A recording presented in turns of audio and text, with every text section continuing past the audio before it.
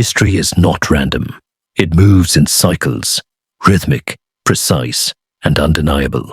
Every 33 years, transformation. Every 137 years, destiny reshapes the course of nations. But transformation comes at a cost. Debt binds us. War remakes us. And the battle for control is fought again and again. A struggle between the people and the system. 1832. The lifeblood of the American economy is controlled by a single entity. The Second Bank of the United States. A machine of financial elites, printing money, expanding debt, and tightening its grip over the young republic. Jackson sees what others refuse to. A system not built for the people, but for control. The power to print money is the power to enslave, and Jackson moves to break the chains.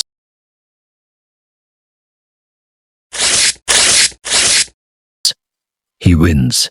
The bank is destroyed, but Jackson's victory is temporary. The financial elite will return, stronger, more cunning, and they will not make the same mistake twice. 1865. The Civil War ends. The shackles of human bondage are broken, but a new kind of slavery takes hold. The slavery of debt. To finance the war, the government borrows heavily, and as the physical chains of slavery are destroyed, the invisible chains of financial dependence are forged. A new master emerges, not of flesh and blood, but of ink and interest. More money, more debt, more control.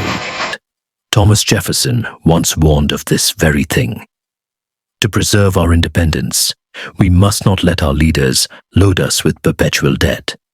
If we can prevent the government from wasting the labors of the people under the pretense of caring for them, we will be wise. But wisdom is ignored, and the cycle deepens. The foundation of the modern financial order is laid. 1913. The war that Jackson fought is undone. A new banking system is created, not in the name of the people, but in the name of power. The Federal Reserve is born, an institution beyond government control, holding the nation's economy in its grasp. The US dollar, once anchored in gold, begins its slow detachment from reality. Now, money can be created at will. Inflation, once a rare phenomenon, becomes the invisible tax that bleeds the people dry. What Jackson feared, what Jefferson warned against, has now become law. 1971. President Nixon takes to the airwaves. He announces what will become one of the most fateful financial decisions in history. The United States is officially abandoning the gold standard. The dollar is no longer backed by anything but belief. The money in your hand is just that, paper, a promise, a fiction. The final tether between reality and illusion is severed. The nation plunges fully into the age of fiat currency, where value is dictated not by what is, but by what is declared. The people do not realize what has happened yet, but the consequences are inevitable. 2004. 33 years after the Nixon shock, the foundation for financial revolution is laid, not in a government chamber, but in the quiet glow of a computer screen. Cryptographer Hal Finney pioneers proof of work, a breakthrough in decentralized trust.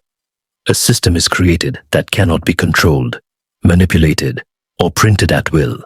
A system that does not rely on the banks, the governments, or the elites.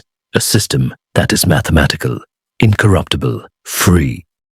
Hal Finney, one of the earliest minds behind this technology. Could he be the man history will one day call Satoshi Nakamoto? The cycle continues, but this time, something is different. The people, for the first time in centuries, have a weapon against financial control, and the system knows it.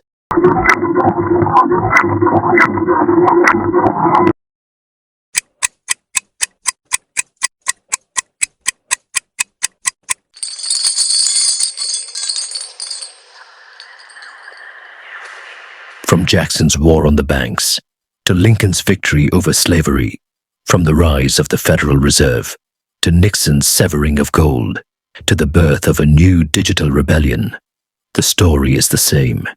The chains of debt, the cycles of 33, the number 137 governing the fate of nations. Printing money equals debt. Debt equals slavery.